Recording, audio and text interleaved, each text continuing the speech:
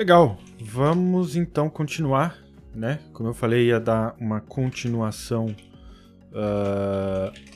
nesse vídeo para não ficar muito longo, porque agora eu queria mostrar um alvo fixo, né? Então vamos fazer uma pequena recapitulação aqui, né? Esse era o código do nosso alvo no próprio estocástico, ou seja, a gente sai da posição, né, quando um sinal, né, específico ocorre, que a gente discutiu no vídeo anterior.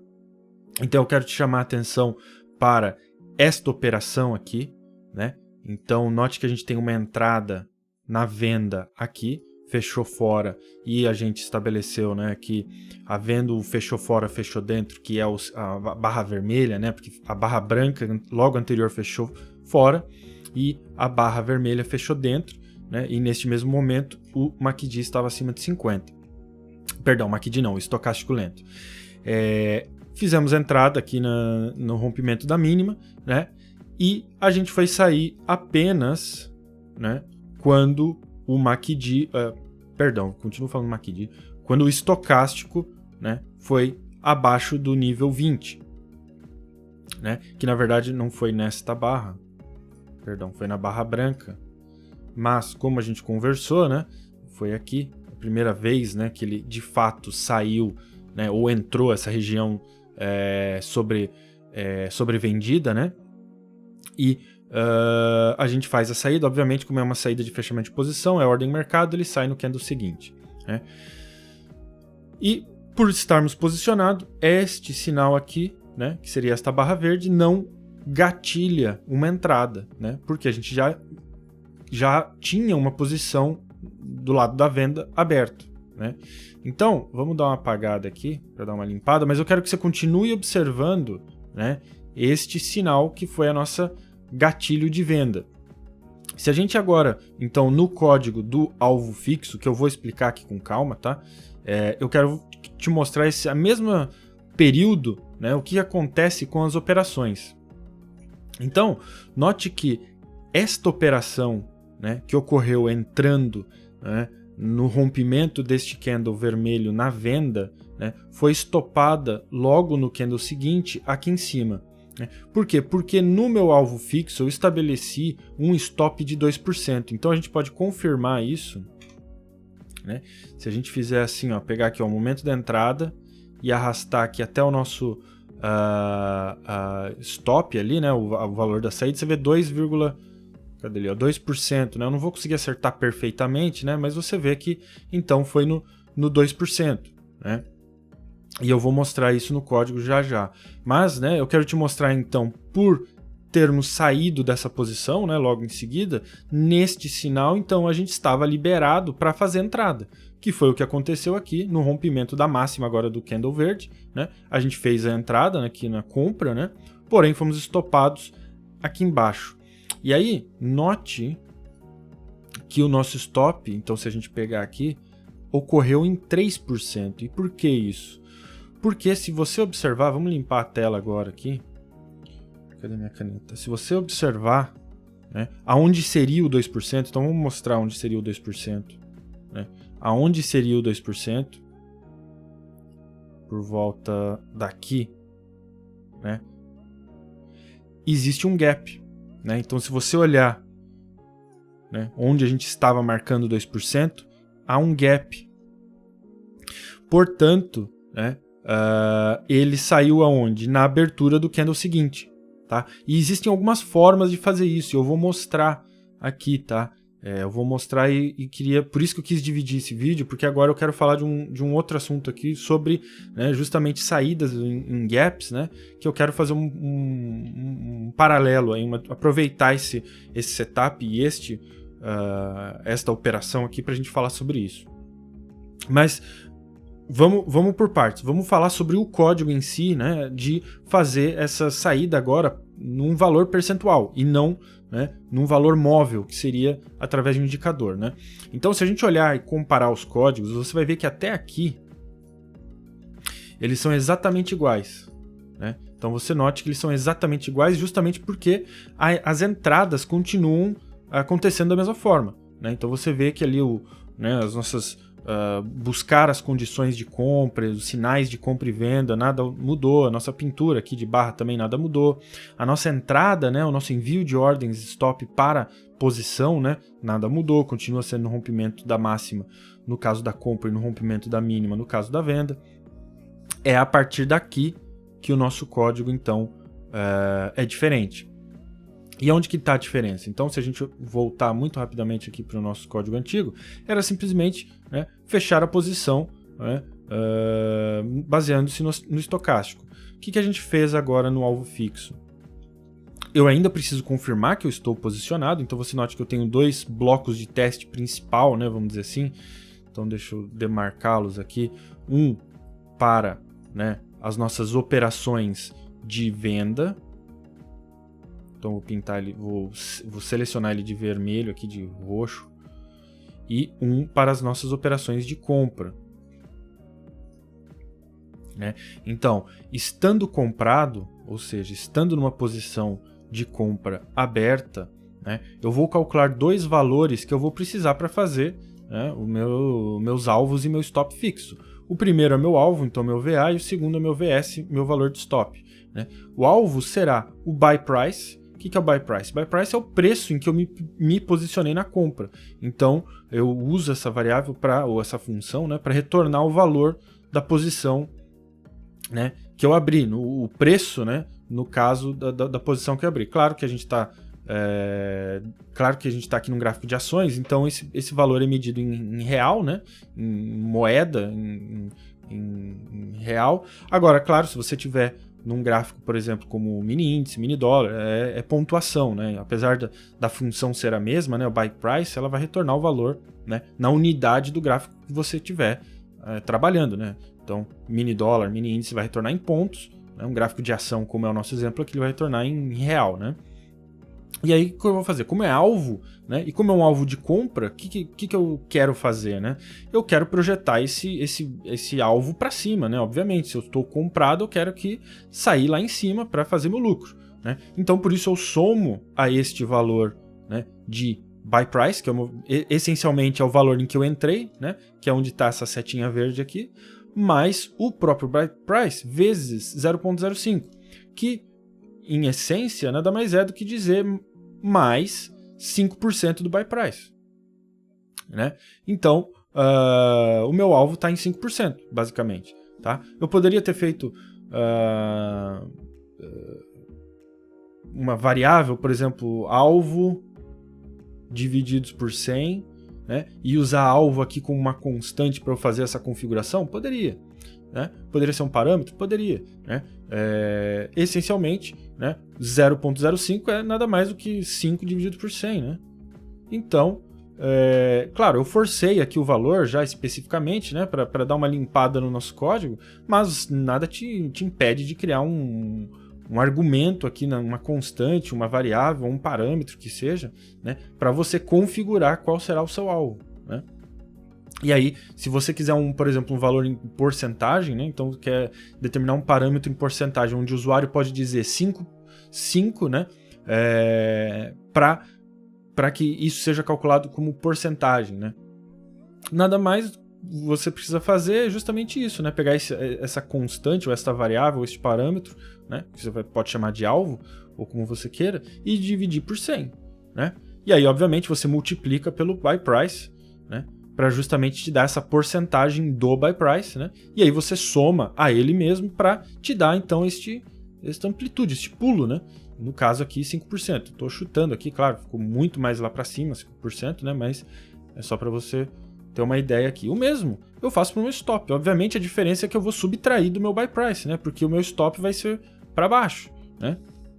Então, neste caso, eu estou fazendo 2%, né, da posição que eu abri. Né? Então, como a gente viu neste exemplo aqui, de fato era 2%. Tudo bem, na ponta contrária, né, como a gente tem aqui a gente estava vendo na compra, na venda é o inverso. Né? Então, o meu valor de stop será o meu sell price, que é o valor que eu me posicionei na venda, mais o sell price vezes a porcentagem. Né? Como é stop, é 2%, né? Eu defini como 2%. Mas, obviamente, é mais porque, né, se eu estou posicionado na venda, meu alvo será onde? Será para baixo. portanto o meu stop será para cima, né? Aonde, neste caso, nos 2%, né? Então, obviamente, é simplesmente o inverso, né, do que a gente fez na compra. Então, eu tenho aqui meus alvos e meu alvo e meu stop, né, como um cálculo matemático. E aí, logo em seguida, eu posso enviar ordens para fazer essa saída, né? Seja para cobrir no stop, qual o valor, o meu valor de stop, e eu vou falar sobre esse zero aqui, tá? E uma ordem limite para o meu alvo, tá?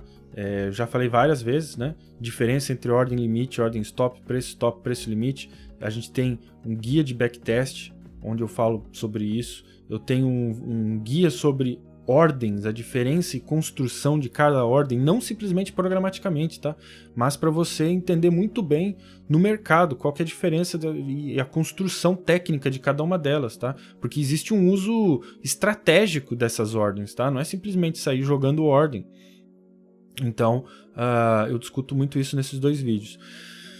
Mas, né, o que normalmente a gente faria? Então, vamos pegar justamente este exemplo que tem o gap aqui. O que a gente conversou? Algo que a gente conversou também no guia de backtest, tá?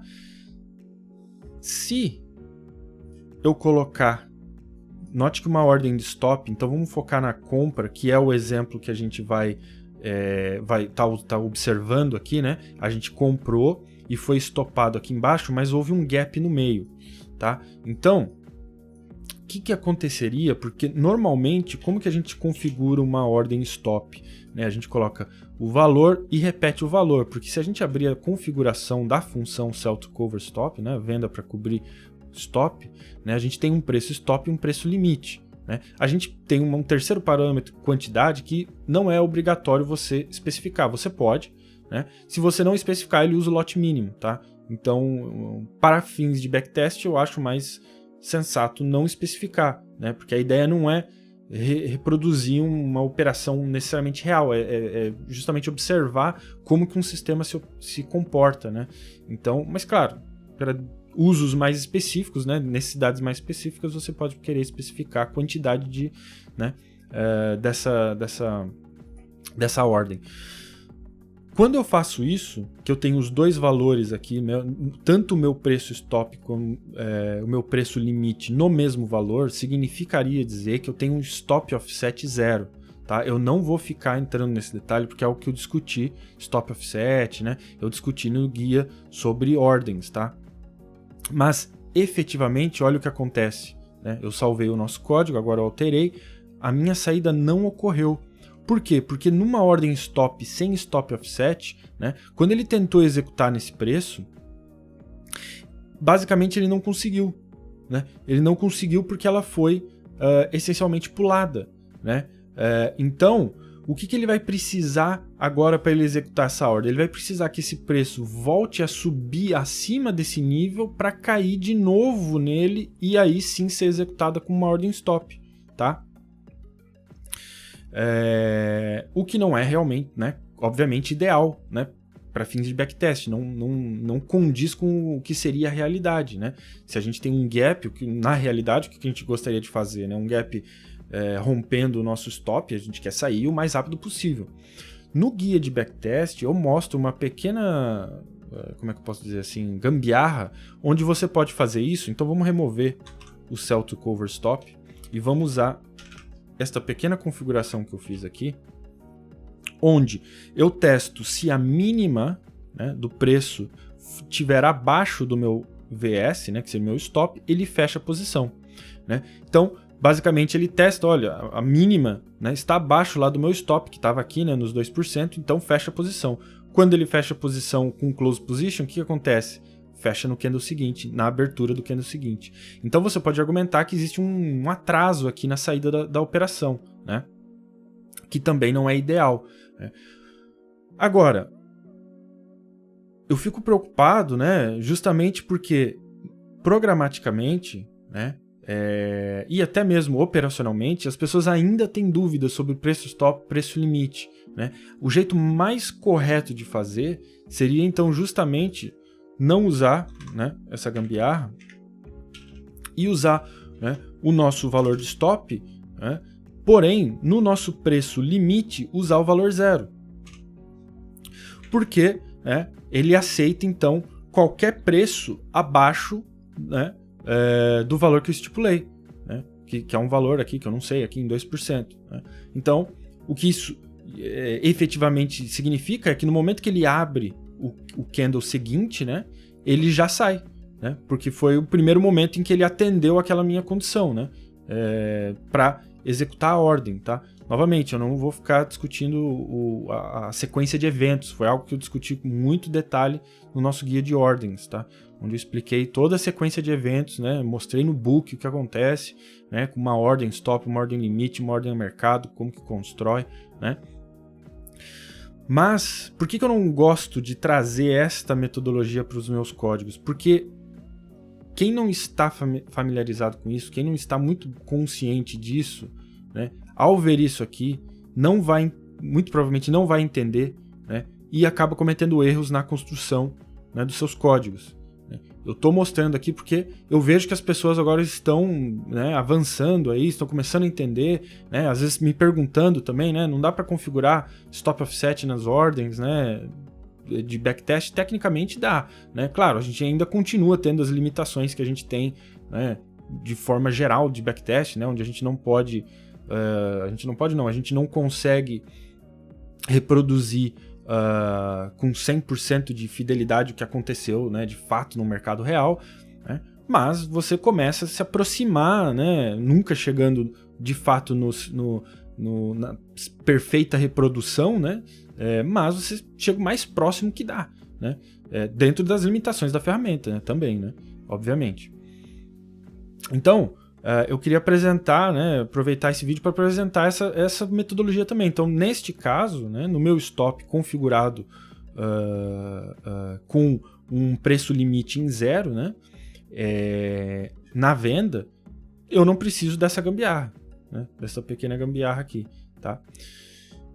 Preço limite, obviamente, para alvo, né, você não configura 2 preços, é simplesmente o preço limite, tá?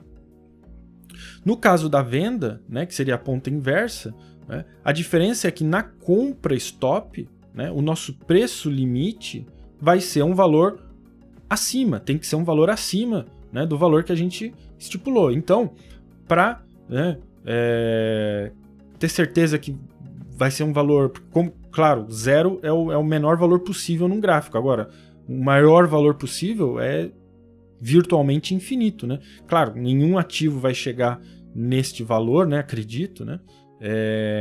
Principalmente medido em real, né? Teria que ser uma ação valendo, né, R$ 999.999, né? Mas, né, é um número extremamente grande para justamente te dar essa flexibilidade, né? Independente de, por exemplo, se é um mini dólar, né, ou um mini índice, você ainda estaria coberto, né? Porque também o mini índice para chegar nos 999 mil pontos não vai ser da noite para o dia, né? Se acontecer, quem tiver dormir posicionado aí vai ficar milionário. Então, obviamente, como né, na ponta da compra, porque nós estamos vendidos, né, e a gente está fazendo uma ordem de compra para fechar essa posição, né, o efeito, vamos dizer assim, é inverso, né? Então, neste exemplo também, a gente não precisaria, né, daquela mesma gambiarra, onde, claro, a gente fazia o inverso, a gente testaria se a máxima estava acima do nosso valor de stop, né, para fazer o fechamento. E aí a gente sempre tem aqui o nosso último código, aqui a nossa última instrução para fazer o fechamento às 17 horas, né? Para quem quiser testar intraday, né, sem fazer swing trade, né? Como sempre eu deixo aí opcional para você incluir ou não no seu código, tá? Então, vamos ver aqui alguns exemplos, né? Vamos ver se a gente acha aqui mais alguns exemplos. Vamos pegar esses sequenciais aqui, né? Então, a gente fez uma compra no rompimento dessa máxima, onde que ele saiu 2%, né? Eu não vou conseguir, como eu falei, eu não vou conseguir selecionar perfeitamente, né, no valor, né? Mas olha lá, 2%, né? Aqui, stop de novo, 2%. Tem mais alguma aqui, ó, vendeu. É que 5% também é um alvo muito longo, Ó, ainda que deu, ó. Mas é um alvo muito longo, né? Eu fui muito otimista aqui, mas se a gente pegar esta venda aqui, ó, a gente saiu aqui, ó, no 5%, né? Claro que é 5% para baixo, porque a gente está vendido, né? A gente quer que o preço caia. Então a gente caiu 5%, ele comprou para fechar a posição, né? Aqui, ó, compra para fechar a posição, logo em seguida deu outra, né? Aqui deu stop, né? Porque também, é verdade, 5% é um alvo muito, muito otimista, ainda mais para Cielo. Então vamos botar aqui, ó, nosso alvo em... vamos por 2% e o stop em 1%. Então, stop em 1%, alvo em 2%. Ficar algo um pouco mais realista, né? Aqui, ó. Aí já melhorou, ó lá, a nossa entrada aqui. A gente saiu ali nos 2% no ganho, né? Ó, mais uma aqui, né? 2% no ganho, né? Então, né, você note que você pode aí, né, fazendo configurações para ver o que serve melhor para um papel, o que não serve, né? Então, se a gente abrir aqui o relatório, como eu sempre falo, não é o foco aqui, tá? Vamos abrir a própria Cielo, que foi que a gente ficou observando, né? Não é o foco aqui, 60 minutos, não é o foco, sabe? Ficar mostrando relatório de performance, porque já falei em vários vídeos, né? A gente tem que ter muito cuidado com o relatório de performance do Profit, né? Então, ó, até que não foi tão bom, hein? Aliás, foi péssimo, né? Talvez mudar a periodicidade, vamos ver.